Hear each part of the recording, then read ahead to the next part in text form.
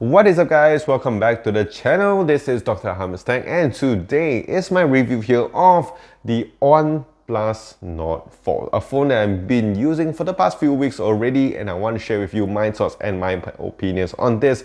And I'd like to break it down into 4 main segments over here just to give you guys a more comprehensive overview of how this phone has been for me for the past few weeks. So yes, without further ado, let's just get right into it.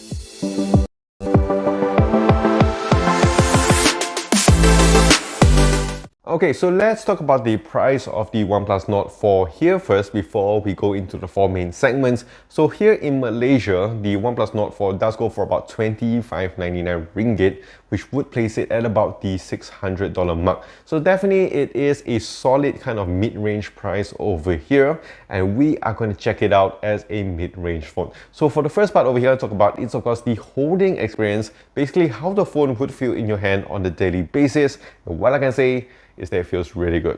Yes, I would say this is a very interesting approach, seeing that how they have done this with their previous models and even their main OnePlus 12 and the OnePlus 11 series over here.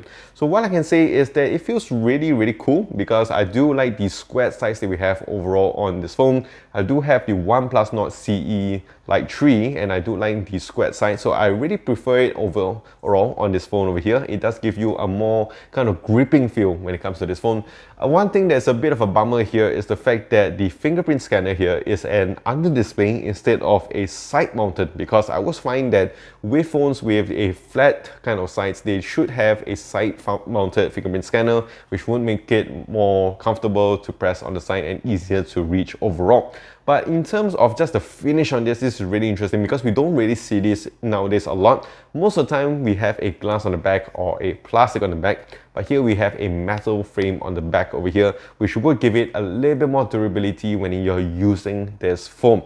It does give you some pros and some cons over here. The pro is that, like I mentioned, it's more durable and it does give you a nicer finish.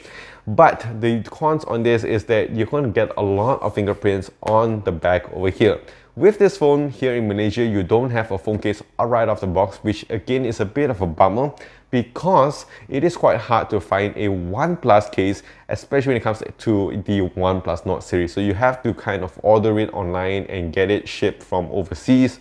That is a bit of a bummer, and yes, you're going to get a lot of fingerprints on this, and it's a bit harder to wipe compared to like a plastic or a glass over here. So that's one thing to consider if you're not going to use it without a case.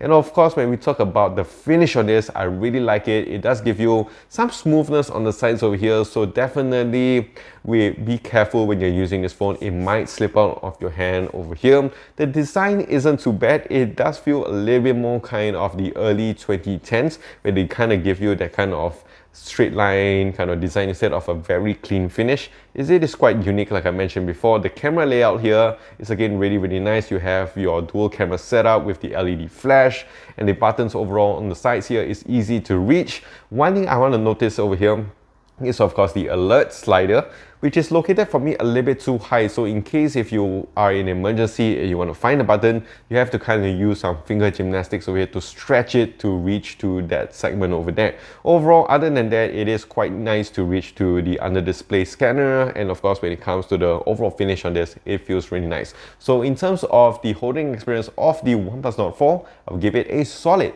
8 out of 10.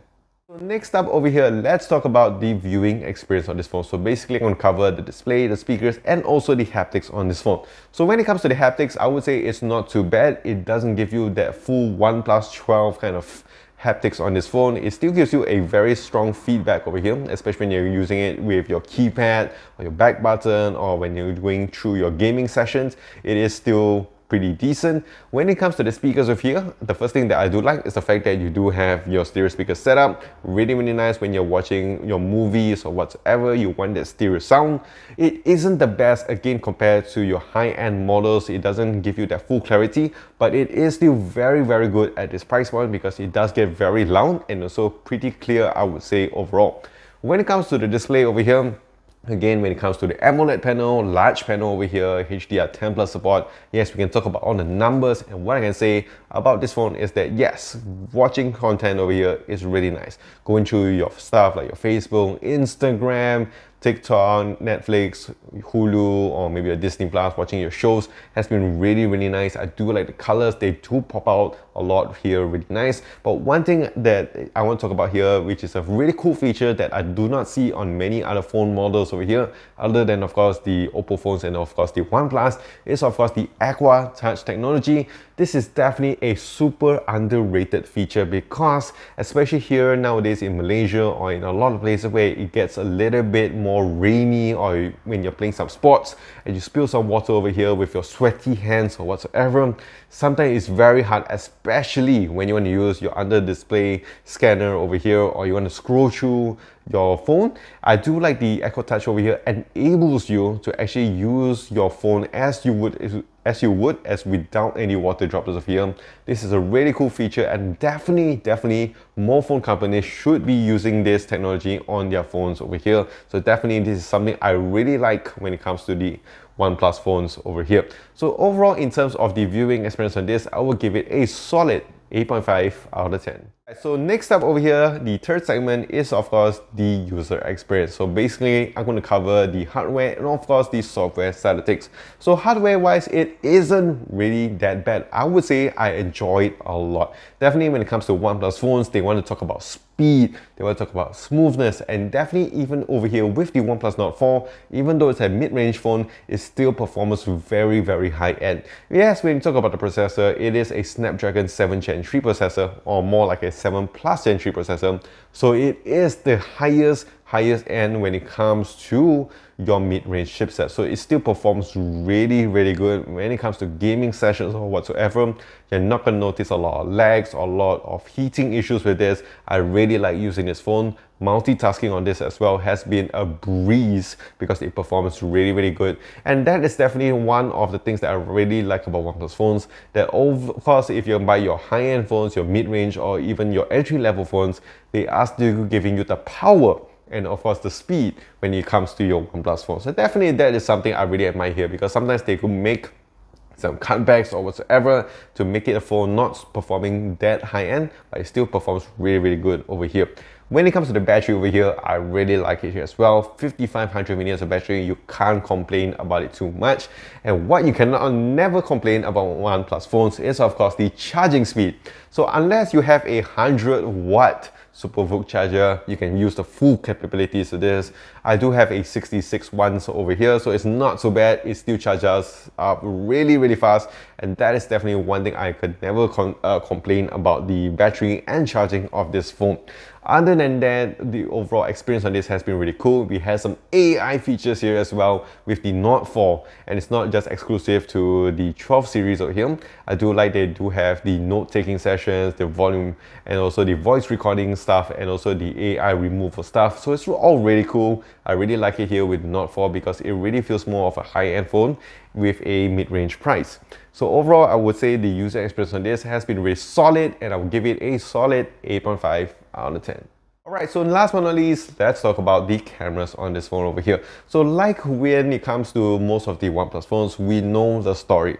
Yes, when it comes to cameras, they do give you good hardware, but what comes out at the end of the day isn't the best. But that is not really taking a lot of stuff from this amazing phone over here, because now in 2024 standards, the minimum standard here is so good already that you don't really notice it much of a problem. Yes, when it comes to the selfie department over here, it isn't the best, but it still gives you very good sharp images. I do like the portraits over here as well. Really comes out very sharp. The colors and the color accuracy here isn't the best, I would say, with the Hasselblad, but it still gives you very good imaging over here. When it comes to the rear cameras, yes, it's a dual camera setup, but most of the time anyway, when it comes to this price point, they will give you a useless macro lens, so it still is a dual camera. So I really like over here, we have an amazing main lens over here, and also a very good ultra wide. And of course, this phone here can record up to 4K, so definitely you can use this phone for your photography sessions here whatsoever. When it comes to the features as well, they give you a lot of cool stuff with this phone, as with the OnePlus 12 here as well. So it still is giving you a more complete camera experience over here. So overall, when it comes to the photos here, it comes out really nice. The night mode, I would say, still needs to be improved. I think they could just implement it with few kind of intervals over here. Yes, they want to make it really fast, but I think if they kind of slow it down and give you a little bit more time, they would give you better shots. When it comes to just outdoor imaging and also outdoor portraits, they do come out really nice. So overall, I would say the camera experience on this is a very good solid 8 out of 10. So that is it guys with my review here of the OnePlus Nord 4, and what I can say about this is that yes, definitely this phone is very recommendable.